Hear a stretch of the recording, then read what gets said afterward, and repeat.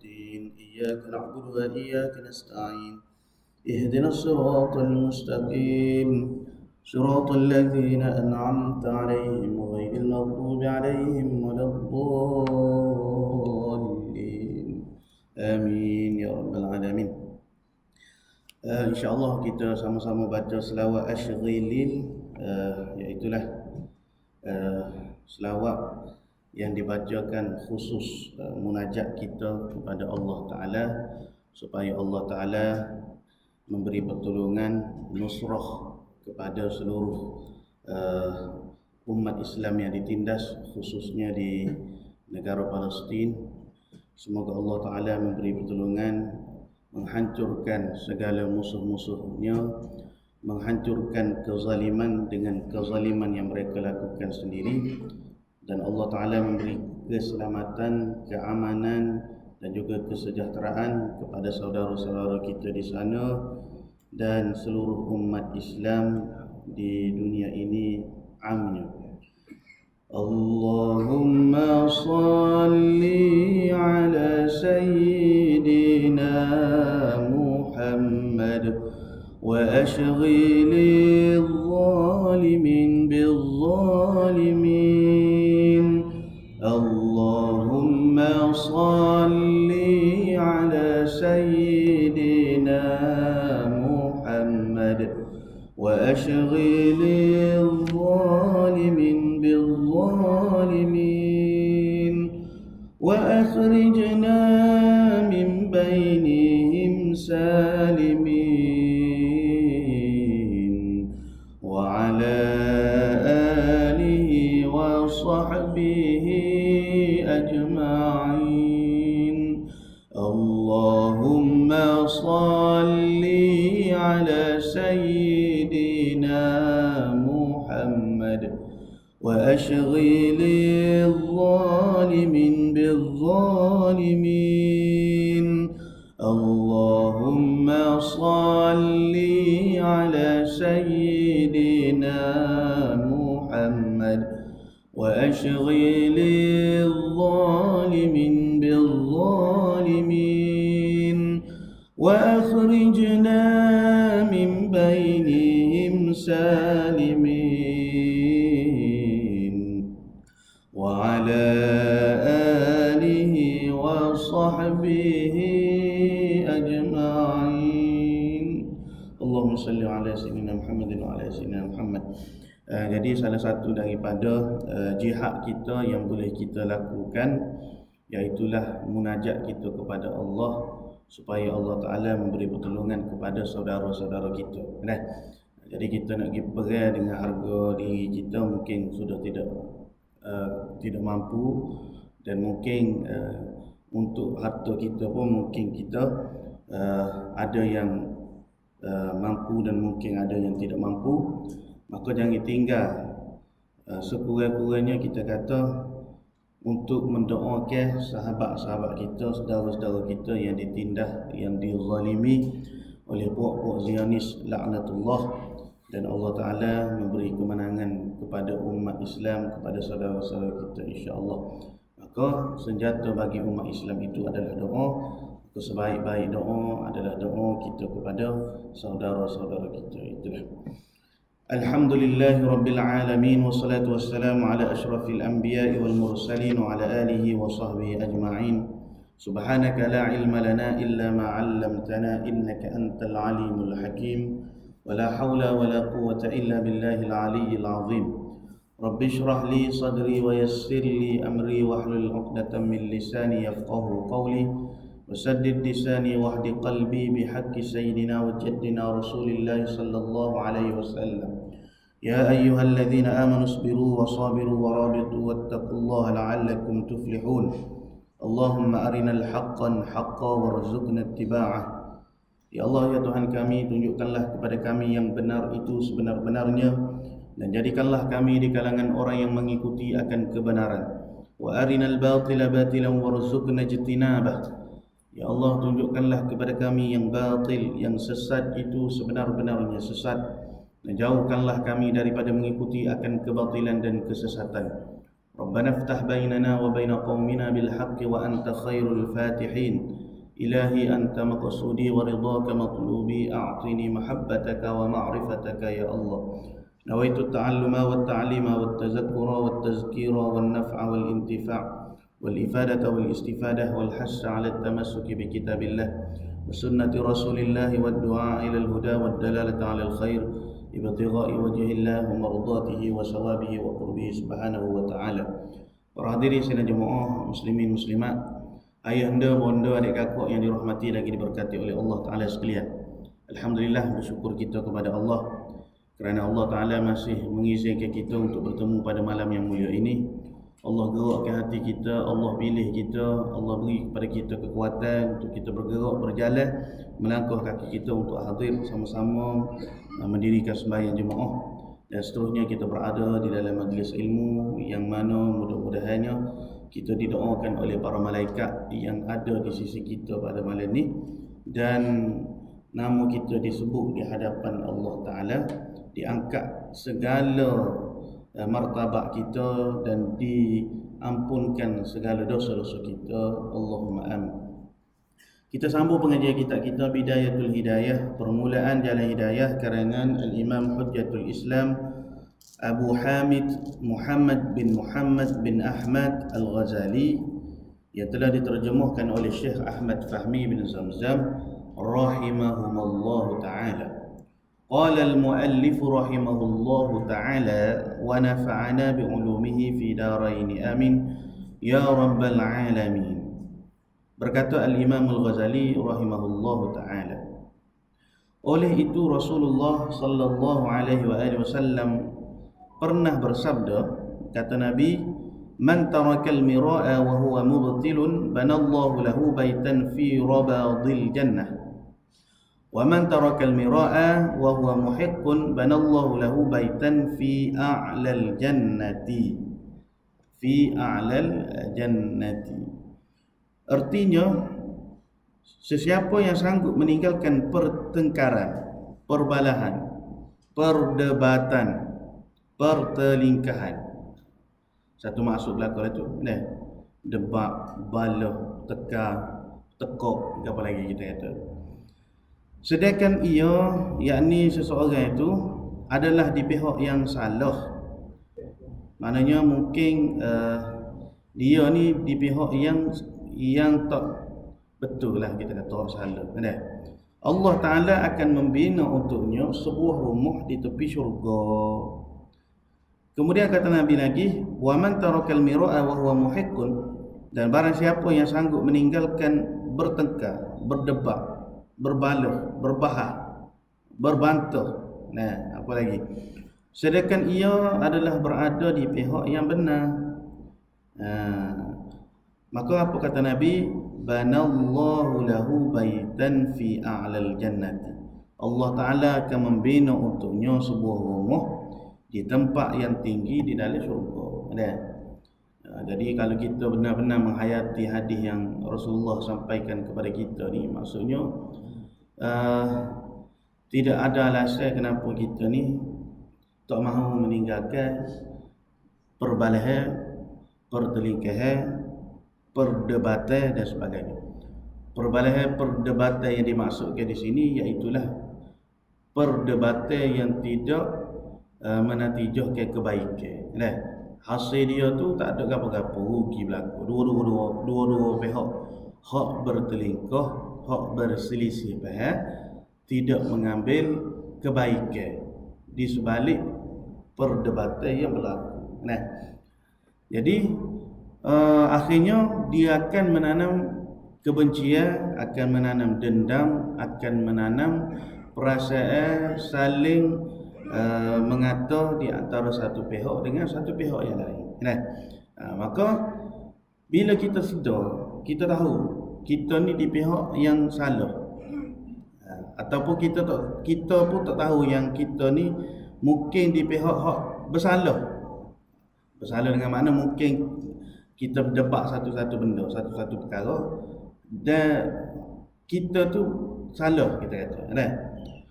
Kemudian kita mengambil sikap untuk meninggalkan perbalahan, perdebatan tersebutlah. malah nak tekuk, malah nak pala. Tak apalah hamba tinggal. Atas sebab apa? Atas rasa insaf kita. Kita ingat keharmonian ukhuwah sesama saudara kita itu lebih besar nilai dia daripada pertelingkahan, perbalahan yang melibatkan perkara-perkara yang berkhilaf di antara kita. Jadi manusia ni memanglah Allah Ta'ala sebut di dalam Al-Quran, bagaimana lau anfaqta, sekiranya kamu menginfakkan seluruh harta kamu untuk kamu menyatukan hati-hati manusia, maka tidak akan dapat sekali-kali kamu menyatukan hati-hati manusia. Walakin Allah allafa baina qulubihim. Akan tetapi Allah Ta'ala lah yang menyatukan hati-hati kita. Dan setiap kita ni dia ada perbezaan, dia ada kecenderungan yang berbeza, tak sama. Orang tu mungkin minat gini, orang ni minat lagu ni. Jadi perbezaan di antara manusia ni suatu benda yang tabi'i. Benda tu memang berlaku. Cuma perbezaan mana yang dibenarkan dalam agama, mana kita boleh berbeza dari segi apa, dan perbezaan mana yang tidak dibenarkan di dalam agama.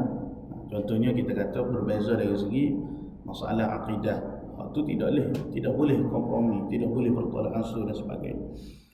Selain daripada itu, banyak benda yang kita boleh berbeza dan kita boleh bersepakat untuk berbeza. Itu kaedah dia. Jadi kenapa kita memilih perbalahan? Kenapa kita memilih permusuhan? Kenapa kita memilih untuk berpecah belah?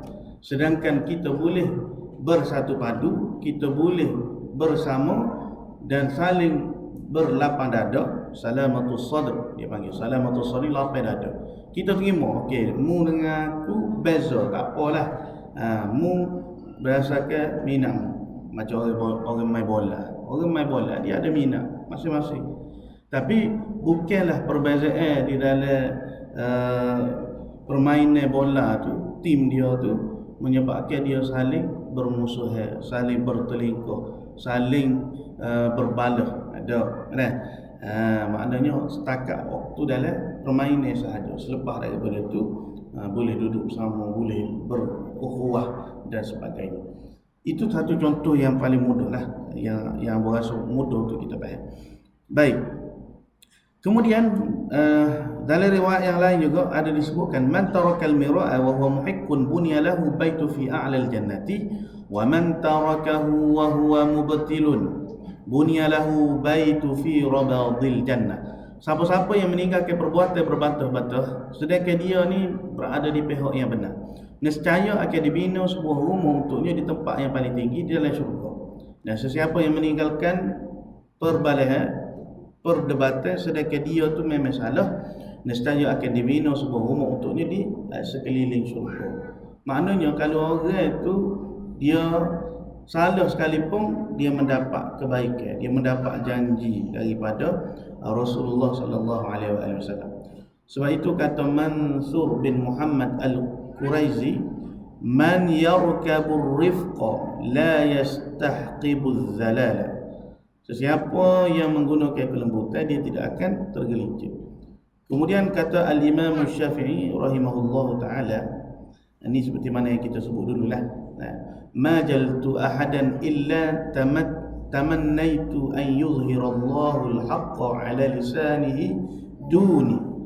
Tidaklah aku ni berdebat dengan seseorang, tengok adab munazarah, adab berdebat. Kita hari ni tak faham adab munazarah, adab perdebatan. Kadang-kadang satu-satu isu tu tak perlu pun kita buka di dalam lingkup kita panggil ruangan yang terbuka, public, social kita kata, tapi dibuka atas dasar setiap orang berhak untuk mengkomentari, setiap orang berhak untuk bersuara. Tapi apa yang berlaku, semakin besar, semakin jauh jurang perbezaan di antara satu pihak dengan satu pihak yang lain. Jadi apa sahaja perbezaan yang berlaku, seharusnya kita kena cari satu jalan supaya benda tu tidak menjadi borak, kita kata. Tidak menjadi semakin besar kesal buruk dia, kan? Mana perlu kepada perbincangan yang tertutup, tak perlu di publik ke benda tu secara umum dan sebagainya. Jadi kata Al-Imam Syafi'i, tidaklah aku berdebat dengan seseorang melainkan aku mengharapkan Allah Ta'ala menzahirkan kebenaran itu di atas lidahnya berbanding dengan diriku. Ini hak Imam Syafi'i. Mana aku berdebat dengan mana-mana orang yang berkhilaf dengan aku, supaya Allah Ta'ala boleh zahirkan kebenaran itu atas lisan dia. Kalau kita hari ni kita nak berdebat, kita nak kata apa? Kita nak kata kita ni lebih benar daripada orang, kita ni lebih betul daripada orang, kita nak menunjukkan diri kita tu lebih tahu daripada sesuatu perkara. Sebab itulah kata Al-Imam Syafi'i lagi, ma nazartu ahadan qattu 'alal ghalabati. Tidaklah aku ni pernah berdebat untuk mencari kemenangan, melainkan adalah untuk mencari kebenaran, bukan nak cari kemenangan. Baik. Kemudian kata Al-Imam Al-Ghazali rahimahullahu ta'ala, dan janganlah engkau tertipu dengan tipu daya syaitan, kerana syaitan selalu mengatakan engkau mesti bertengkar dengan mereka kerana engkau adalah memperjuangkan kebenaran. Dan jangan berlemah lembut di dalam hal ini. Tu dia panggil waswah daripada syaitan lah. Biasa dia dah syaitan ni dalam segenap segi yang kita buat mesti ada bisikan dia. Jadi syaitan kata, demo betul, demo benar, kan? Jadi kena raya sebenar. Orang tu salah, kena tunjuk diri kita tu. Jangan duk lemah lembut dalam masalah ni. Sebenarnya dengan helah ini, syaitan telah banyak menipu orang-orang yang bodoh sehingga mereka tercebur di dalam kejahatan, sedangkan mereka menyangka bahawa mereka berbuat kebaikan. Jadi ketika tu dia panggil kita ni maghrur, orang yang terpedaya, kan? Duk berasa duduk dalam kebaikan, duk berasa duduk dalam ketaatan, duk berasa kita ni bagus, duk berasa kita ni hak benar, dan kita lah hak terbaik. Jadi masa tu kita telah tertipu dengan perasaan kita. Fazayyana lahumus syaitanu a'malahum, maka syaitan telah menghiasi kejahatan amalan-amalan kita tu dengan kita berasa indah, dengan kita berasa bahagia dengan amalan yang tidak baik tadi. Syaitan dengan tipu dayanya sentiasa berusaha menampilkan kejahatan dalam bentuk kebaikan, lalu ia mengolok-olok orang yang telah diperdayanya itu. Jadi kesudahan daripada perdebatan ini, dia tidak akan orang panggil apa? Tidak akan mendatangkan kebaikan, kan? Kesudahan dia, suk-suknya gitu, akan terus berbalik.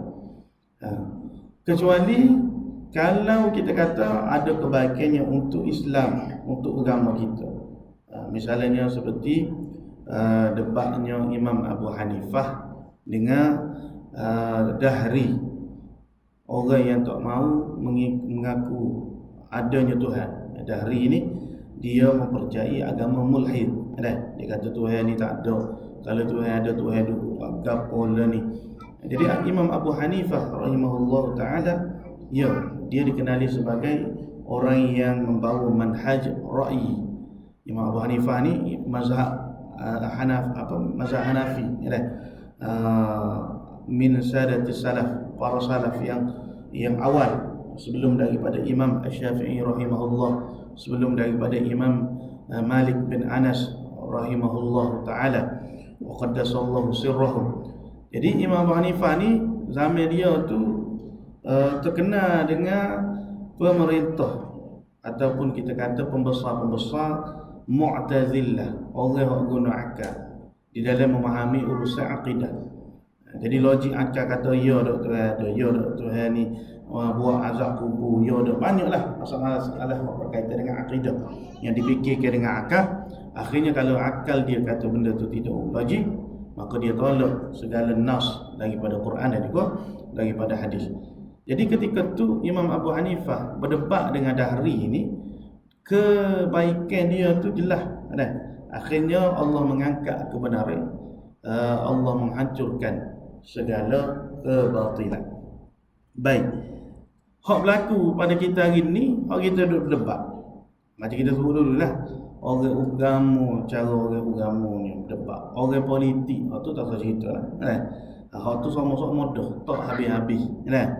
Lepas tu kita hak orang bawah ni ya, hak duduk bala, hak berbeza fahamnya, duduk bala. Demo duduk atas tu, boleh-boleh cukup masa boleh gaji kan. Duduk minum air teh sekali. Pas kita ni, tak boleh duduk bersama. Sebab apa? Sebab warna berbeza, muak ni kecenderungan berbeza. Sehingga rasanya ukhuwah Islamiyah sesama kita. Padahal benda tu tidak ada, orang panggil tidak ada apa-apa, hanya sekadar kecenderungan masing-masing. Hak ni dengan ijtihad dia, dia kata hak ni, hak dia suka. Satu pihak lagi dia kecenderungan kepada satu pihak lagi. Jadi kalau kita saling bertelingkuh, saling berbalah, yang kita ni umat Islam, seperti mana kata Syekh Abdullah Fahim rahimahullah ta'ala, maka kita akan hilang kekuatan umat Islam. Sebab apa? Sebab saling duduk balah semua kan? Tuan-tuan yang mulia, perlu kita ingat kan? Satu ketika dahulu, apa yang berlaku kepada negara saudara kita di Palestin. Kenapa hari ini mereka ditindas? Kenapa hari ini tanah mereka dirampas? Kerana setengah daripada perkataan ulama, ada ulama sebut, kenapa punca utama rakyat Palestin ataupun kita kata negara Arab pada hari ini berpecah belah, kerana pada satu ketika dahulu mereka ini tidak mendengar nasihat daripada Khalifah Sultan Abdul Hamid yang ketiga ketika itu, yang mana orang Yahudi asalnya mari ke tempat kita, mari di tanah orang Islam. Orang Yahudi yang kita kata Zionis, pengasas pada Zionis tu, Theodor Herzl tu, dia nak beli tanah orang Yahudi, dia minta dengan Khalifah. Khalifah tak mahu jual. Khalifah kata ini bukan tanah aku, tapi ini adalah tanah milik seluruh umat Islam. Dan ketika itu juga ada mufti yang menasihati supaya jangan dijual tanah-tanah hak umat Islam di Palestin kepada puak-puak Yahudi. Jadi Yahudi ni mari asalnya mereka nak menjamin kekayaan, nak menjamin kemajuan katanya mereka. Dan ketika itu juga ada pihak-pihak yang meniupkan api permusuhan, api perkauman. Dia kata kita kena jatuh ke khalifah. Sepatutnya orang yang mentadbir kita bukan orang yang selain daripada bangsa Arab. Semangat Arab ketika itu. Dia kata kita kena orang Arab juga memerintah. Sebab khilafah Uthmaniyah bukanlah daripada keturunan bangsa Arab, tapi daripada keturunan Turki, orang Turki. Jadi ketika tu bila berlaku perpecahan, atas dasar dia nak orang Arab ni memerintah, mengambil tampuk pemerintahan khalifah. Dan ketika tu orang tidak mahu mendengar nasihat khalifah, maka apa yang berlaku? Kita umat Islam ditipu hidup-hidup oleh tentera oleh sekutu British dan juga Yahudi. Akhirnya apa yang berlaku pada hari ini salah satu daripada kafarah, kita kata, yang berlaku kepada rakyat mereka.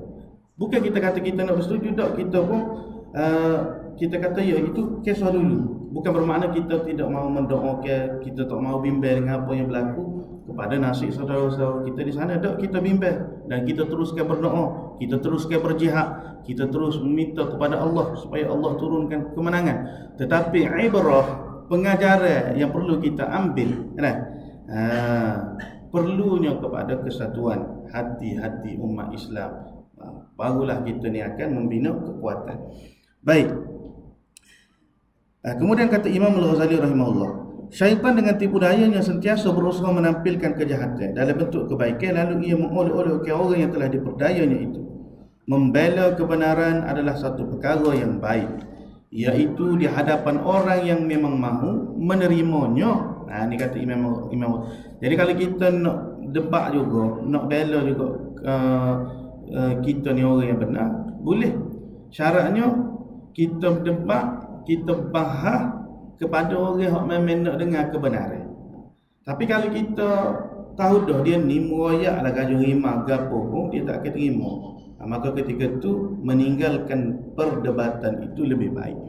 Dan mestilah dengan cara nasihat dari hati ke hati, bukan dengan cara bertengkar. Kerana nasihat itu mempunyai caranya yang tersendiri dan berhajat kepada kelembutan. Jadi kelembutan inilah hak jaga hak ada pada diri kita. Kita nak tegur satu-satu kemungkaran. Kata Rasulullah sallallahu alaihi wasallam, la yu'minu ahadukum hatta yuhibba li akhihi ma yuhibbu li nafsihi. Tidak sempurna keimanan seseorang kamu melainkan dia mencintai saudaranya seperti mana yang dia mencintai diri dia sendiri. Jadi kalau kita mencintai diri kita di dalam kebaikan, kita nak diri kita ni masuk syurga, kita nak diri kita ni buat ketaatan semaya jemaah, begitu juga kita nak saudara-saudara kita hak kita kenal, sahabat-sahabat kita ni mendapat kebaikan yang sama seperti mana yang kita dapat. Tu dia panggil dia panggil keimanan, kecintaan kita kepada mereka untuk mendapat kebaikan yang sama seperti yang kita nikmati. Lalu kita tengok satu-satu maksiat, kemungkaran di hadapan mata kita, kita nak tegur dia tu bukan atas dasar kita nak menjatuhkan dia. Kita nak tegur dia tu bukan atas dasar kita nak memalukan dia. Kita nak tegur dia tu bukan atas dasar kita ni nak balas dengan dia. Tak. Jadi di situ perlunya kepada hikmah, di situ perlunya kepada kelembutan. Mana kita nasihat dia, kita tegur tu bukan kita nak dia, nak jatuh dia, nak hina dia, nak balas dengan dia. Tak. Tapi atas dasar aku cinta kepada diri aku dan aku cinta kepadamu seperti mana aku cinta kepada diri aku. Nak sama-sama masuk syurga, nak sama-sama duduk dalam kebaikan, bimbang satu benda yang menyakitimu tu sama seperti perkara tersebut menyakiti diri aku juga. Kalau mu diseksa, kalau mu diazab, kalau mu dihukum oleh Allah satu hari nanti, seolah-olahnya macam diri aku juga dihukum, seolah-olah macam diri aku juga diazab. Itu maksud daripada kelembutan, maksud daripada satu-satu nasihat terhadap saudara-saudara kita. Tak kira lah maknanya orang dekat ke orang jauh ke, jiran tetangga kita sendiri ke, maknanya perlu kepada hikmah. Hak itulah hak payah kadang-kadang hak tidak dimiliki oleh kita. Kalau tidak, maka nasihat itu, mana kalau kita nasihat orang ni bukan dengan kelembutan, bukan dengan maksud kasih sayang tadi, maka nasihat itu akan berbalik kepada fadhihah. Apa makna fadhihah? Pembongkaran aib orang lain. Maka jadilah kerosakannya lebih banyak daripada kebaikannya. Jadi ketika tu di antara kebaikan ada lah kita kata, sebab kita raya benda sebenar, tapi kejahatan, keburukan dia tu lebih besar lagi daripada kebaikan, menyebabkan orang itu lari, menyebabkan agama itu disalah faham dan sebagainya. Sebab itulah kata Rasulullah sallallahu alaihi wasallam, la yastakmilul 'abdu haqiqatal iman hatta yad'al mira'a wa huwa muhiq. Hakikat keimanan seseorang hamba itu belum sempurna sehinggalah dia meninggalkan sikap berbantah-bantah sedangkan dia dalam keadaan yang benar. Jadi iman yang sebenar ni maknanya dia sanggup tinggal benda tu. Sebab apa? Sebab dia pandai ukhuwah tu lebih besar. Mudah contoh gini lah kita kata, laki bini, suami dengan isteri kita kata, dalam rumah tangga tu berapa banyak benda kita duk berselisih dengan bini kita kalau lelaki, lepas tu apa dia orang puan royak, iyalah jodoh belaka, orang puan tak ada kalah kita kata, betul belaka. Jadi ketika kita memberi lalu itu atas dasar kita sayang kepada dia, atas dasar walaupun kita benar dia tak betul, tapi tak apalah kita mengalah bukan bererti kalah. Jadi ketika tu maksudnya atas dasar cinta kita kepada isteri kita, Walaupun lagu-lagu mana pun kita terima, kita berlapis dada, kita tenang-tenang aja, kita kata. Kita tidak berasa serabut kepala, serabut jiwa, berat dada dan sebagainya. Sebab apa? Sebab cinta.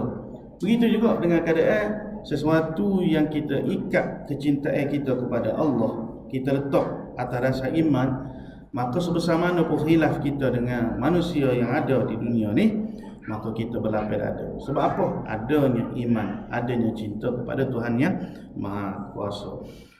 Maka sesiapa yang selalu bergaul dengan ulama zaman sekarang ini, pasti dia akan menjadi orang yang suka bertengkar dan suka berdebat. Dan susahlah dia untuk berdiam, kerana ulama su telah mengatakan bahawa pertengkaran itu suatu perbuatan yang terpuji, dan kemampuan mengemukakan hujah-hujah dalam perbincangan itu suatu perkara yang baik. Maka hendaklah engkau lari daripada mereka, yakni ulama su ini, seperti engkau lari daripada harimau. Dan ketahuilah bahawa pertengkaran itu adalah salah satu di antara sebab yang menurunkan kemurkaan Allah dan kemarahan manusia. Seperti mana Allah Ta'ala sebut di dalam Al-Quran, وَلَقَدْ صَرَّفْنَا فِي هَذَا الْقُرْآنِ لِلنَّاسِ مِنْ كُلِّ مَثَلٍ وَكَانَ الْإِنسَانُ أَكْثَرَ شَيْءٍ جَدَلًا. Sesungguhnya kami telah menjelaskan segala perumpamaan dengan berbagai macam cara dan berulang-ulang kepada manusia di dalam Al-Quran ini. Akan tetapi manusia adalah makhluk yang paling banyak membantah, yang paling banyak berselisih. Jadi maksudnya bila menurunkan kemurkaan Allah ni, bila berlaku perbalahan, bila berlaku perperangan dan sebagainya lah. Bahkan perpecahan-perpecahan yang berlaku di kalangan umat Islam sejak daripada kewafatan Rasulullah sallallahu alaihi wasallam, lahirnya Syiah, lahirnya Khawarij, lahirnya Jabariyah, lahirnya Mu'tazilah, lahirnya firqah-firqah yang sesat hingga 73 yang Nabi sallallahu alaihi wasallam sebutkan itu. Kerana asalnya berbeza daripada berbeza pandangan, berbeza faham dan sebagainya, sehingga tidak mahu menerima kebenaran. Baik, habis itu. Kemudian yang kelima, di antara kesalahan lidah, iaitulah dipanggil memuji diri sendiri. Maka di antara kesalahan lidah yang perlu kita pelihara. Jadi kita dah lalu 4 yang keempat yang lepas tu, kita kena jaga lidah kita daripada suka berdebat. Kemudian yang kelima ni, jangan kita suka mengangkat diri kita. Larangan Allah Ta'ala daripada kita memuji kebaikan yang ada pada diri kita. Kerana apa? Kerana lahir daripada sifat yang suka puji kepada diri sendiri ni banyak. Antaranya dia panggil ujub, rasa perasaan dengan taat kita, perasaan dengan kebaikan kita, perasaan dengan kecantikan kita, perasaan dengan kelebihan kita. Kemudian bila kita banyak memuji diri sendiri ni, dia akan membuka kepada pintu-pintu kehancuran yang lain. Apa? Kita akan memandang rendah kepada orang, kita akan memandang orang lain itu hina, orang lain itu tidak punya kebaikan. Dalam hal ini Allah Ta'ala telah berfirman, kata Allah Ta'ala, فَلَا تُزَكُّوا أَنفُسَكُمْ هُوَ أَعْلَمُ بِمَنِ اتَّقَى. Maksudnya, janganlah kamu menganggap dirimu bersih, jangan memuji dirimu sendiri. Huwa a'lamu biman ittaqa. Kerana sebenar-benarnya Allah Ta'ala jualah yang mengetahui siapakah orang yang lebih bertakwa kepadanya. Jadi puji diri kita sendiri ni, apa makna puji? Kita sebut kelebihan kita, kita sebut segala yang kita miliki kepada orang. Puji kita ni ilmu lebih pada orang, puji kita ni comel pada orang, puji kita ni pandai pada orang, puji kita ni alim pada orang. Ambo ni kecil tuan-tuan, Allah Ta'ala beri lebih tu. Alim pelik pada orang. Puji kita ni ada kasyaf, tu dakwah lah tu, maknanya dakwah tak sebenar. Sebab kadang-kadang pujian ni dia ada kecelakaan, kejahatan. Kan? Ha, kita puji orang pun Rasulullah sallallahu alaihi wasallam marah. Maknanya ada tempat hak kita boleh puji orang. Syarat kita nak puji itu, pertama mesti pujian itu pujian yang benar, bukan pujian dengan niat membodek misalnya. Kan? Yang kedua, bukan pujian dengan niat untuk bermegah diri, ataupun tidak menyebabkan orang yang kita puji itu dia berasa ujub, dia berasa megah, dia berasa takabur, dia berasa perasa dengan pujian kita, berasa bangga diri. Sebab itu kata Allah Ta'ala, kata Rasulullah sallallahu alaihi wasallam, bagaimana kata Nabi, bila mana satu orang lelaki dia telah puji satu orang lelaki yang lain di hadapan Rasulullah sallallahu alaihi wasallam, kata Nabi, waihaka qata'ta 'unuka sahibik miraran idza kana ahadukum madihan sahibahu la mahalata falyakul ahsibu fulanan wallahu hasibuhu wala uzakki 'ala Allahi ahada. Celakalah kamu. Ni bila Rasulullah melihat satu orang lelaki, dia puji saudara dia puji satu orang lelaki yang lain. Maka apa kata Nabi? Kamu telah memotong leher sahabatmu. Qata'ta 'unuka sahibak. Kamu telah memotong leher sahabat kamu. Sekiranya salah seorang daripada kamu semua ingin memuji sahabatnya sekalipun, hendaklah dia mengucapkan, aku menyangka fulan semenikian, dan Allah Ta'ala lah yang sebenarnya menghitungnya, dan aku sama sekali tidak memuji seseorang pun mengatasi Allah Ta'ala. Sebab kadang-kadang pujian kita ni, dia masalah kita ni, kita tak boleh orang keji kita, orang celah kita. Kalau orang puji kita, okey, kita kata good, bagus pujian. Makan pun kita ni orang panggil ni makan pun. Tak boleh kalau orang pun sikit kan. Dia macam Kaisar Piramli itulah, kan? Isteri bapa cantik, puji isteri bapa tu. Naik seh lalu, maknanya boleh berlaku minta gapo. Jadi masalah pujian ni, bila kita suka dipuji, terlampau ingin dipuji, maka disitulah yang dicela dalam agama kita. Kerana hakikat daripada kepujian itu semuanya kembali kepada Allah. Apabila hati kita ni senang untuk menerima pujian, sehingga kita terikat hati kita dengan sesuatu pujian, waktu tu kita tak boleh terima kalau ada orang mencela kita. Jadi dipuji semata-mata tidak salah. Bukan berkata tak boleh nak puji langsung, dia tak boleh nak menerima pujian, bukan tak boleh. Bahkan fitrah manusianya memang begitu. Kita berasa bahagia kalau orang puji kita. Tetapi yang menjadi salah di sisi syaraknya, bila kita nak mesti aku ni dipuji sama, mesti orang sebut kebaikan kita. Sedangkan kerana apa? Kerana hakikat daripada kepujian itu adalah milik Allah. Bila mana hati kita tu terikat dengan kepujian, maka kebergantungan hati kita tu sudah lekat dengan makhluk. Bila manusia hina kita, bila manusia berpaling daripada kita, kita akan berasa cepat kecewa, kita akan berasa mudah sedih. Apa? Sebab orang tak puji aku, kita akan rasa melenting, kita akan rasa cepat marah. Sebab apa? Sebab kita tidak diberi keistimewaan, kita tidak diberi kedudukan, kita tidak diangkat, kita tidak disebut oleh manusia. Jadi jangan mengharapkan pujian. Dipuji itu tidak salah, bahkan memuji juga tidak salah. Yang salahnya kita mengharapkan pujian, yang salahnya kita bergantung harap kepada pujian orang. Jadi setara kita memuji orang pun dicela oleh Rasulullah. Kerana apa? Kerana pada pujian itu, kata Imam Al-Ghazali, ada 6 kerosakan. 4 bagi orang yang memuji, dan 4 bagi orang yang menerima pujian, dan 2 adalah orang yang 4 keburukan bagi orang yang memuji, dan 2 adalah yang 2 keburukan bagi orang yang menerima pujian.